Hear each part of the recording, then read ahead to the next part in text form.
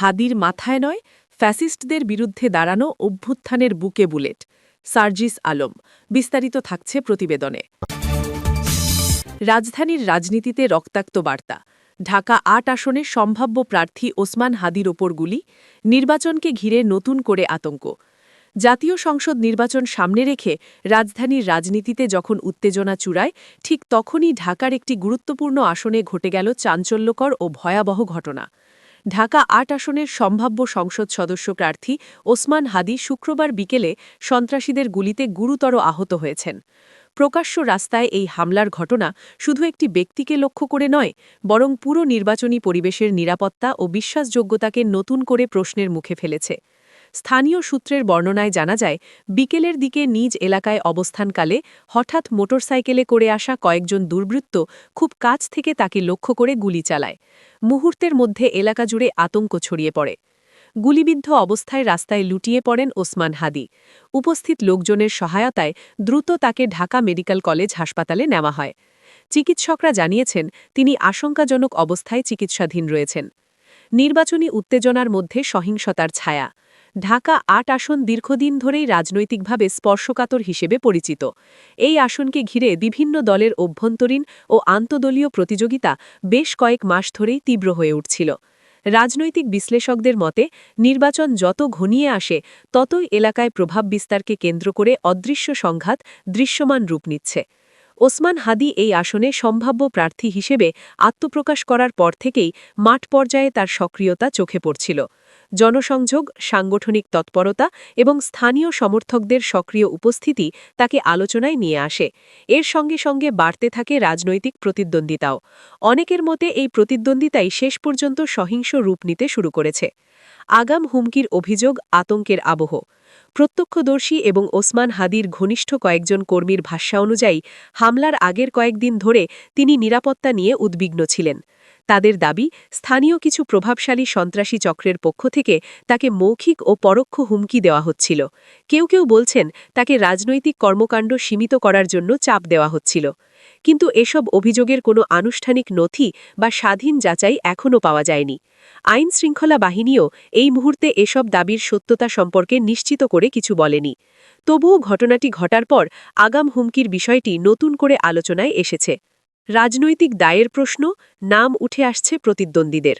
হামলার পরপরই ওসমান হাদির কয়েকজন ঘনিষ্ঠ সহযোগী অভিযোগ তুলেছেন, রাজনৈতিক প্রতিদ্বন্দ্বিতার কারণেই এই হামলার পটভূমি তৈরি হয়েছে। তাদের বক্তব্যে দাবি করা হয়, এলাকার রাজনীতিতে প্রভাবশালী এক পক্ষ দীর্ঘদিন ধরেই তাকে টার্গেট করে আসছিল।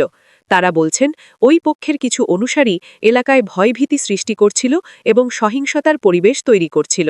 এই অভিযোগের প্রেক্ষিতে বিরোধী রাজনৈতিক শিবিরের একটি অংশের নাম আলোচনায় এলেও সংশ্লিষ্টদের পক্ষ থেকে এখনও পর্যন্ত কোনো প্রতিক্রিয়া পাওয়া যায়নি।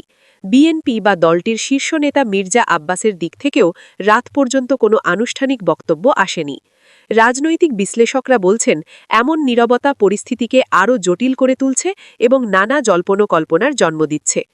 আইন শৃঙ্খলা বাহিনীর তৎপরতা, তদন্তের আশ্বাস।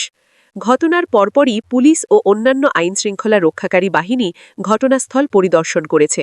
তারা জানিয়েছে, হামলায় ব্যবহৃত অস্ত্র, হামলাকারীদের গতিবিধি এবং আশেপাশের সিসিটিভি ফুটেজ খতিয়ে দেখা হচ্ছে। এলাকা জুড়ে অতিরিক্ত পুলিশ মোতায়েন করা হয়েছে এবং টহল জোরদার করা হয়েছে। আইনশৃঙ্খলা বাহিনীর একাধিক সোর্স বলছে, এটি পরিকল্পিত হামলা কিনা নাকি তাৎক্ষণিক কোনো সংঘাতের ফল তা খতিয়ে দেখা হচ্ছে। তদন্ত শেষ না হওয়া পর্যন্ত কাউকে দায়ী করা হবে না বলেও তারা জানিয়েছে। ঢাকা ৮ ক্ষমতার লড়াইয়ের প্রতীকী মঞ্চ। ঢাকা ৮ আসন শুধু একটি নির্বাচনী এলাকা নয়, এটি রাজধানীর রাজনীতিতে প্রভাব বিস্তারের একটি গুরুত্বপূর্ণ কেন্দ্র। এখানে প্রার্থী হওয়া মানেই রাজনৈতিকভাবে শক্ত অবস্থান নেওয়া। ফলে এখানে প্রতিযোগিতা বরাবরই তীব্র হয়। রাজনৈতিক ইতিহাসে দেখা গেছে, এই আসনকে ঘিরে বহুবার উত্তেজনা, সংঘাত ও অভিযোগের জন্ম হয়েছে। বিশ্লেষকরা বলছেন, বর্তমান রাজনৈতিক বাস্তবতায় যখন অংশগ্রহণমূলক নির্বাচন, নিরাপত্তা এবং রাজনৈতিক সহাবস্থান নিয়ে প্রশ্ন উঠছে, তখন এই ধরনের হামলা পরিস্থিতিকে আরও অস্থির করে তুলতে পারে। তারা আশঙ্কা করছেন, যদি দ্রুত ও নিরপেক্ষ তদন্ত না হয়, তাহলে এই ঘটনা বৃহত্তর রাজনৈতিক সহিংসতার সূচনা বিন্দু হয়ে উঠতে পারে। নির্বাচনী পরিবেশ ও নিরাপত্তা নিয়ে নতুন শঙ্কা। ওসমান হাদির উপর হামলা কেবল একজন রাজনীতিবিদের উপর আক্রমণ হিসেবে দেখলে ভুল হবে। এটি আসন্ন নির্বাচনের নিরাপত্তা নিয়েও গুরুতর প্রশ্ন তুলেছে। সাধারণ মানুষ, ভোটার এবং রাজনৈতিক কর্মীদের মধ্যে নতুন করে আতঙ্ক ছড়িয়ে পড়েছে।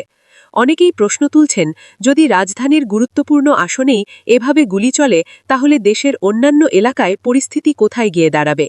নাগরিক সমাজের প্রতিনিধিরা বলছেন, নির্বাচন মানেই প্রতিযোগিতা থাকবে, কিন্তু সেই প্রতিযোগিতা যদি সহিংসতায় রূপ নেয় তাহলে গণতন্ত্রই ক্ষতিগ্রস্ত হয়। তারা অবিলম্বে রাজনৈতিক দলগুলির প্রতি সংযম প্রদর্শনের আহ্বান জানিয়েছেন। রাজনৈতিক নীরবতা ও দায় এড়িয়ে যাওয়ার সংস্কৃতি। এই ঘটনার পর একটি বিষয় বিশেষভাবে চোখে পড়ছে: রাজনৈতিক নেতৃত্বের নীরবতা।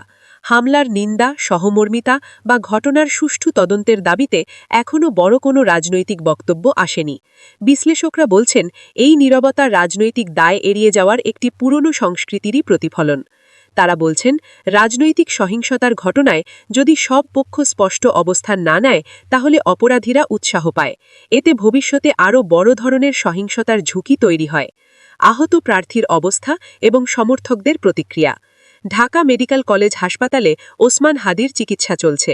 তার স্বজন ও সমর্থকরা হাসপাতাল এলাকায় ভিড় করছেন। অনেকেই ক্ষোভ প্রকাশ করছেন এবং ঘটনার সুষ্ঠু তদন্তের দাবি করছেন। তাদের ভাষায়, এটি শুধু একজন ব্যক্তির ওপর আক্রমণ নয়, এটি একটি রাজনৈতিক বার্তা, ভয়ের মাধ্যমে মাঠ নিয়ন্ত্রণের চেষ্টা। তবে তারা একই সঙ্গে শান্ত থাকারও আহ্বান জানাচ্ছেন, যাতে পরিস্থিতি আরও উত্তপ্ত না হয়। সামনে কি, সহিংসতা নাকি সংলাপ? ঢাকা ৮ আসনে ঘটা যাওয়া এই ঘটনা আসন্ন নির্বাচনের আগে একটি বড় সতর্ক সংকেত। প্রশ্ন উঠছে, রাজনীতি কি সহিংসতার পথে এগোবে, নাকি রাজনৈতিক দলগুলি দায়িত্বশীল আচরণ করবে? বিশ্লেষকরা বলছেন, এখনই যদি কার্যকর ব্যবস্থা না নেওয়া হয় তাহলে এই ধরনের ঘটনা নির্বাচনী রাজনীতিকে আরও রক্তাক্ত করতে পারে। আর যদি দ্রুত, নিরপেক্ষ ও দৃশ্যমান বিচার হয় তাহলে সেটি অন্তত আস্থা ফিরিয়ে আনার পথে একটি বার্তা দেবে। ওসমান হাদির ওপর হামলা বাংলাদেশের চলমান রাজনৈতিক উত্তেজনার এক ভয়ঙ্কর প্রতিচ্ছবি। এটি দেখিয়ে দিয়েছে, নির্বাচন যত কাছে আসে সহিংসতার ঝুঁকিও তত বাড়ে, যদি না রাজনৈতিক নেতৃত্ব দায়িত্বশীল ভূমিকা নেয়। এখন দেখার বিষয়, এই ঘটনার পর রাষ্ট্র, প্রশাসন ও রাজনৈতিক দলগুলি কোন পথে হাঁটে: আইনের শাসনের পথে নাকি নীরবতার আড়ালে পুরনো রাজনৈতিক সহিংসতার পুনরাবৃত্তির দিকে। এই ঘটনার সঠিক ও স্বচ্ছ তদন্ত শুধু একজন আহত প্রার্থীর জন্য নয়, বরং পুরো নির্বাচনী প্রক্রিয়ার বিশ্বাসযোগ্যতার জন্যই অত্যন্ত জরুরি।